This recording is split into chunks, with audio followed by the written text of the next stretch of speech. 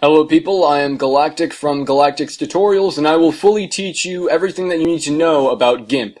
You think that's nasty, pal? I'll show you. Falcon! In my last video on Gimp, I did a pretty terrible job since I didn't know what I was actually talking about. However, I've spent 2 years learning about Gimp, and I feel fairly prepared to teach you everything that I know. So we'll split this tutorial into a few separate videos. This one will teach you the basics of Gimp and how to download it and use it like Photoshop, where you can paste people's faces on pictures of bananas and whatnot. The next video will teach you how to use Gimp like an artist. The one after that will teach you how to use it like a graphic designer. And the last one will teach you how to use it like a photo editor. And I'll provide some more helpful resources on that. So let's get started. The first thing you need to do is download Gimp. Now I'm on a Mac, but for Windows and Linux this is the same exact process. So just follow along. Go to gimp.org, click download, then click the link that says download Gimp. My version is 2.8, but yours could be a later version. Either way, it'll still work from gimp.org. It's virus free, I promise, so once it is downloaded, just double click it and open it. Then drag out the Gimp program and put it on your desktop or in your applications folder, etc. Then double click the Gimp icon and it should load. So for Windows users, the tabs are on the top of the Gimp main window. For Mac users, the tabs are on the top of the screen. But that's the only real difference here, so let's proceed to talk about how to use the basics of Gimp. So generally, when we use Gimp, we work with tools and with image layers. Now, to see those, we must open up a toolbox window and a layers window. To do that, go to the Windows tab and click Toolbox. Then go to Dockable Dialogues and click Layers. Then click the little arrow and click Add Tab, Channels, Paths, and Undo History. The reason we're doing this is because these are the most commonly used tools in Gimp. So now that we have them, we're ready to work in Gimp. In order to work on something in Gimp, we must go to File. We can either create a new file and select the pixel size. Generally, I work with 1920 by 1080 pixels because it's HD, but we can also create a file size based on inches, centimeters, etc. These two icons switch the file from portrait to landscape. Under Advanced Options, you can go into Color Space and work with colors, aka RGB color, or you can make a black and white picture, aka grayscale. You can also select Fill With and fill it with background color, transparency, etc., but we're not going to focus on that. Let's just click OK. And now you have an image space to work in. But say I wanted to work on a picture that I already have. Well, just go to File, Open, and select a picture. Then click Open. Boom. I also feel like working with another picture, so go back to File and click Open as Layer, and select a picture, then open it. Now we have two images in our workspace, or layers. Let's talk about layers. To edit layers, go to the Layers window. You can do quite a few things here. You can click the eye icon and make layers visible or invisible. You can click the link button and link the two images together, and move them by clicking the Move tool here, and dragging them with your mouse as if they were one image. You can click on their names. Click Enter on your keyboard and rename them. Then click Enter again. To edit or select a layer, simply click on that layer and it will highlight that layer in blue as seen here. We can move layers over one another by dragging them or clicking these green arrows. You can duplicate the layer you selected by clicking this image icon, and you can delete the layer you've selected by clicking this trash icon. To add a layer group, click the folder icon.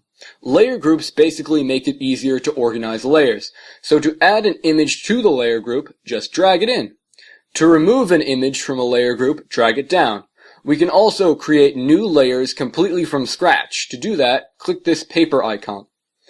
Now here you have four options. You can fill the layer with nothing but white. You can select transparency, which puts absolutely nothing in that layer. Please note the symbol for transparency in Gimp is a checkerboard. This means this is a transparent selection. Or you can fill it with a foreground or background color. Let's fill it with a foreground color, but let's change our foreground color first. So to change your foreground color, click this box over here.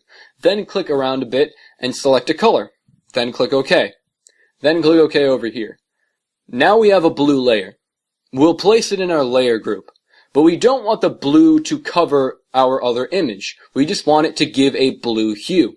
So what we do is just select the blue layer and then go over here and lower the opacity. The opacity is basically the transparency of the layer. If you lower it, the layer becomes more transparent, like so. But wait, say I don't want this image in a layer group anymore. How do I delete the layer group without deleting my images? Just drag the layers out of the layer group, then select the layer group and press the delete button. Now there is also something called modes in Gimp, and they sort of blend the layers. There are 21 modes, and they essentially turn the image you are selecting into a filter for the layers below it.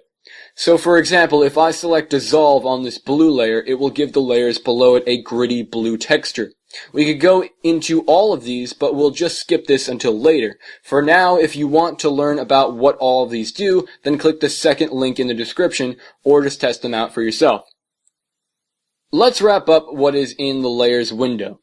If you right-click a layer, a list of options show up. Edit layer attributes changes the name of the layer.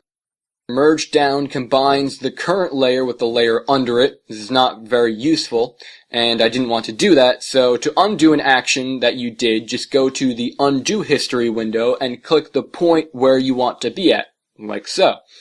We can also expand the layer boundary size, which means that it increases the area of the layer you're working on. We'll do 700. It's somewhat useful. Layer to image size expands the area of the layer you're working on to the entire image size. Scale layer just makes this layer smaller or larger. You can scale it in either pixels or percentages. I like percentages personally, so we'll scale this layer to 90%. There is also something called add layer mask. This can selectively adjust the opacity of specific regions of a layer or change its coloring/luminosity. The blacker the layer mask gets, the more transparent it is. The whiter it is, the less transparent. For example, if we make a white layer mask and select the color gray as our foreground color, then we click this tool over here. It's called the rectangle select tool. Drag the rectangle select tool over a portion of the screen and fill it with gray using edit fill with foreground color. As you can see, it selectively makes it more transparent. Now go to select and click none to stop selecting this part of the image. We'll go over layer masks in another video in more detail to get interesting effects. To delete the layer mask, just right click it and delete. Now alpha channels. You can add or remove an alpha channel. Adding one like this makes it so when you clear or cut parts of the layer, it makes what you cut or clear transparent. Let's do this. Go to edit and clear. As you see, it cleared the layer. When you remove the alpha channel and do clear, it just clears the layer with your background color. For example, mine, it happens to be white. Add to alpha selection just selects the parts of the image that are not transparent, like so. If you have a bunch of layers that you want to delete, make the ones that you don't want to delete invisible. Then click Merge Visible Layers and delete the visible layer, then make the rest of the layers visible again. Flatten image just combines all the layers into one layer. Now let's look into what all the tools do. To select a tool, simply click on it. Let's use the rectangle select tool. This tool works in a very useful way. To use it, simply drag over a portion of your screen. This creates a selection. A selection means that you are only able to edit and use other tools in this area. For example, if I do edit, fill with foreground color, it only fills this selection. The ellipse tool works basically in the same way, except it makes ovular and circular selections. The freehand select tool is very useful because you can manually create the shape of your selection. Just click around your screen and you can make points. If you accidentally click in the wrong place, simply click the delete or backspace key on your computer. If you want to move a point, just drag it. Once you have the shape you want, just click on your first point and it makes a selection. Something cool though is that if you double click the select tool, it brings up a window. Here you can choose different options for selecting things. To find out what they do, hover over them with a mouse. There's regular selection, adding to a selection, and removing from a selection. Adding to a selection is great for selecting two separate areas at the same time. For example, let's select the hands here. And as you can see, we can select them both and clear them at the same time.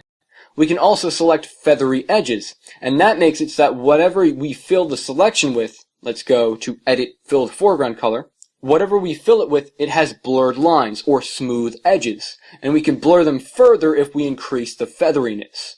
Another tool for selecting is the Fuzzy Select tool. I don't usually use this one, but if you want to select single areas of the same color quickly, then you can use it. The Select by Color tool is a very useful tool as well. It selects all color in that image that is similar to the color that you clicked on. For example. Also, another useful tip, if I wanted to fill the image with a pattern, go to Edit, Fill with Pattern, and select whatever pattern you want over here. To deselect what you've selected, just click Select None. The Scissors tool is the same as the Select tool, except it's a little less accurate, but takes less time to select stuff. Also, to select with the Scissors tool, you have to connect the dots and then click in the center of your selection with the tool. The Foreground Select tool is pretty useless, and the Paths tool is really for graphic design and drawing, so we won't go over them now, but we'll go over them in a later video. The Color Picker tool basically just picks the color of what you want. It's very self-explanatory. You can double-click it and select Sample Radius, and then increase the radius by pixels by however many you want. And basically what that does is it samples all the colors that you've clicked on in that specific radius and gives you the average of those colors. Magnifying tool, also self-explanatory. You just click on the image and it zooms inward. To zoom outward, hold Control and click. If you're on a Mac, it's Command and click. To use the measuring tool, just drag across your screen and you can see the measurements in pixels at the bottom of your screen, as well as the degree of the measuring tool for whatever you want to measure. If you double click on the measure tool, you can bring up an info box if you don't feel like looking at the bottom of your screen. The move tool is useful. So by default, the move tool moves layers or images. Just drag the image across the screen. If you double click the move tool, the window pops up and you can actually move selections if you want by clicking this option. Now let's open up a new picture so we have more to work with. Okay, so the crop tool, if you use it regularly by making a selection and clicking in the center, it obviously crops. But if you go into its tool options and click current layer only, then you can crop only the layer you're on, which is pretty useful. Also, say I want this picture exactly in the middle of my picture or on the bottom or whatever. Click the alignment tool, click the image you want to align, and then these buttons make it so that you can position your image wherever you want to if you think the move tool is too inaccurate. The rotate tool just rotates the image if you drag it. Or if you don't feel like dragging it, you can type in the angle you wish to rotate it. The scale tool basically works just like right-clicking a layer and scaling it, except you can also scale selections through tool options. The shear tool is basically useless since we have the perspective tool. The perspective tool can stretch an image based on the four corners of the image. A cool thing you can do is make image cubes, or just do whatever you feel like. Flip tool is also very self-explanatory. Just like the previous tools we've used, it can flip paths and selections as well as images, and it can flip them horizontally or vertically based on what tool options we select. The cage tool is pretty useful if you want to deform someone grossly or if you want to make someone skinnier or whatever. I suggest just making a cage around the specific part you want to enlarge or shrink, because if you select the whole subject, it causes a lot of computer lag. So make points around parts where you are sure you want to edit or deform. Then connect the last dot with the first and start moving them. It may be a bit laggy though. To deform the regions you want, just drag the adjacent dots in the direction you wish to deform. Wait a while because it's laggy. Once you've deformed it, click Enter. To use the text tool, click it and drag across the screen and type in it. Then highlight what you wrote and use the text editor to change the size, font, bold it, underline, and change the color. You can also upload a pre-made text file by clicking this and then a text file.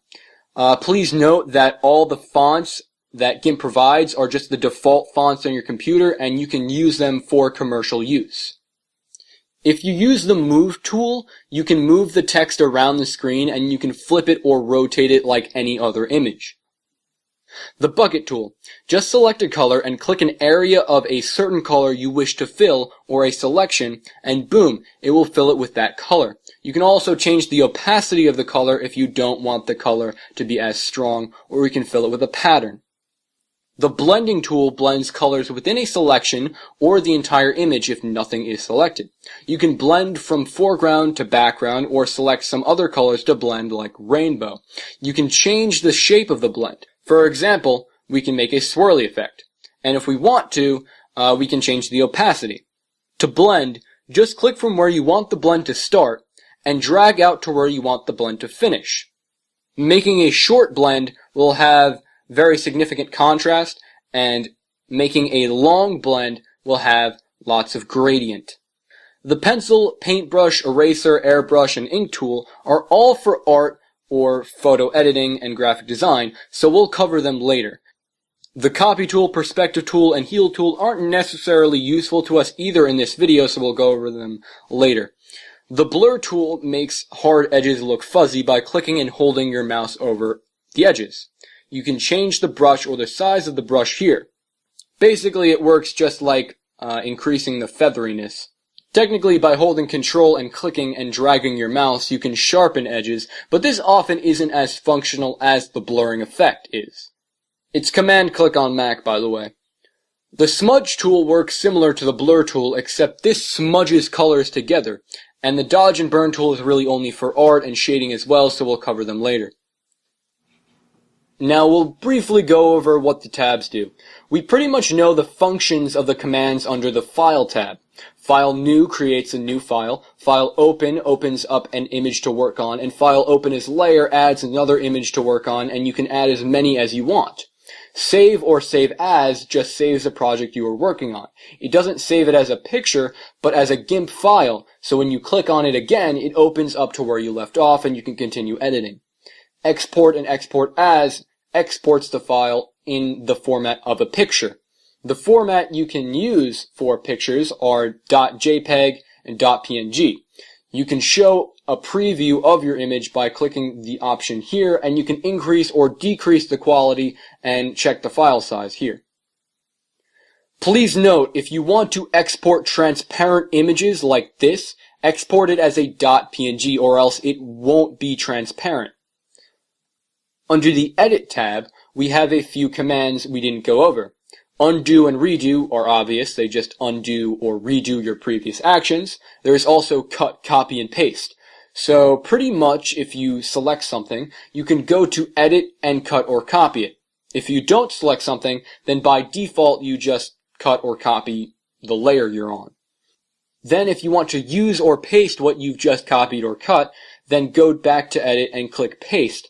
Then you could drag it around and do whatever you want with it with the tools that you know. Then to glue it to the picture or anchor it, just go to the Layers window and right-click the floating selection and click Anchor Layer. We've already gone over Clear, Fill with Foreground, Background, and Pattern, so under the Select tab, Select All selects the whole image and Select None selects nothing. Select Invert inverts the selection and makes it so that we're actually selecting the stuff outside what we previously selected. Select Float is just a quick way to cut and paste. Select Feather just smooths the edges of your selection. Select Sharpen sharpens the edges of your selection. Select Shrink shrinks your selection by a certain amount of pixels or percent. Select Grow enlarges your selection by a certain number of pixels. Select Border creates a border around your selection of however many pixels you want, and you can fill in that border with anything. And Select Rounded Rectangle just makes any rectangular selection with the Rectangle Select tool have rounded edges based on the degree you choose, ranging from 0, which is regular rectangle, to 100, which is an ellipse. Under the View tab, you can toggle what you see. The only thing that I suggest is that when you want to be precise, click View, Show Grid, and you can measure everything based off the grid it provides you. To get rid of it, just click View, Show Grid again. Also, View Shrink Wrap is useful for clearing space on your desktop, and View Full Screen is also fairly helpful. Other than that, all the other view options just change the way GIMP looks normally.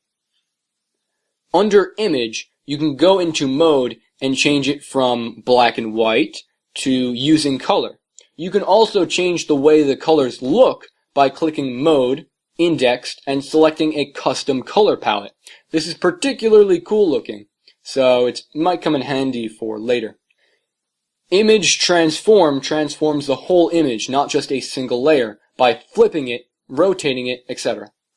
Changing canvas size just makes the image as a whole larger or smaller. It doesn't change the size of anything in the image, just the space of the canvas size.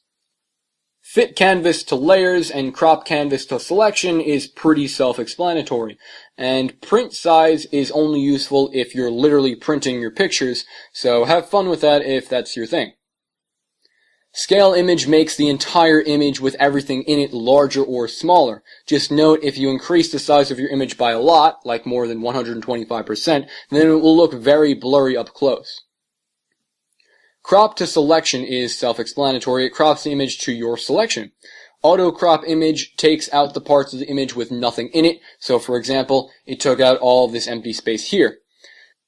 Zealous crop is useless. We went over merge visible layer here as well as flatten image.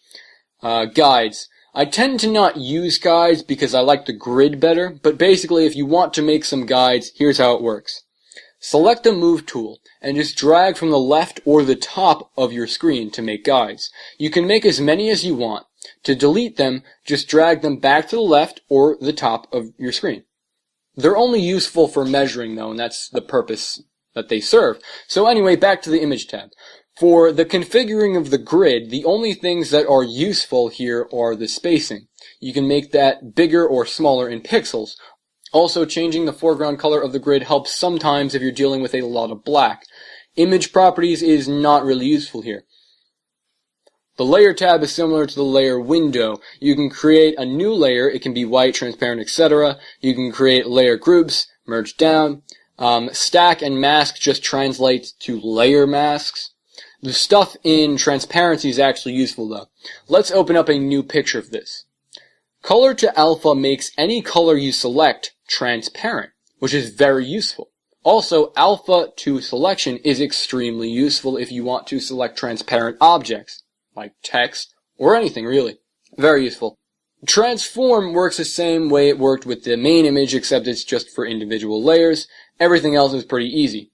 I'm going over the color and filter tabs in my next videos because they pertain to more complex processes. The last thing I'm going to show you is window, single window mode, and now everything is convenient. Yay. Also, if you look at the third, fourth, and I believe fifth links in the description, I provided a list of hotkeys that you can click to do things quickly in Gimp with. And they're pretty useful if you just want to do things fast or with your keyboard and don't want to click things. So before we finish this video, we'll go over some basic problems in Gimp. Want to crop an image? Crop tool. Want to make an image smaller or larger? Image, scale image. Want to make an image black and white? Image, mode, grayscale. Want to delete the background to an image? Select the part of the image you want with the free select tool. Do select, invert. Then add an alpha channel so we can erase that part of the image and do edit, clear. And remember to export it as a .png so the background remains transparent. Want to add text? Text tool. Want to Photoshop someone's face on a banana? To do that, click File, Open, and select the background picture. This is the picture that you will have another picture pasted on. In this case, the banana. Now go back to File and click Open as Layer and open up the picture you wish to paste on the background picture. As you can see in the Layers window, it shows that we have two images here. Click the foreground layer in the Layers window and click Add Alpha Channel. Then go to the toolbox and click the Select tool. Zoom in a bit and make an outline around the part of the image that you want. If you mess up in your selection, just click Delete and it will delete the last point you made. To finish your selection, just connect to the first dot. Then do Select, Invert, and click Edit Clear. Select None.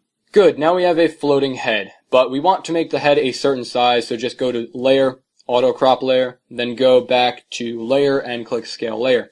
We want to scale the image to a certain size. We'll scale the layer by %. Let's do 73%. Okay, good. This looks kind of weird though, so we'll drag the banana man to the top and select his face. Then we'll drag our other face forward, position the face, select Invert, Edit, Clear, and select None. And we did it. Yay. Let's just delete a few parts. Good, you made your first Photoshop picture. Congrats. To export it, just do File Export. Export it as leonardodavinci.jpg. Or whatever you want to call it, and done.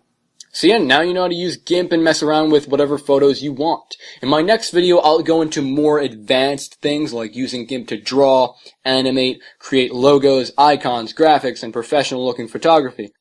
I hope this video helped you people, and I will see you all next time. Beat time.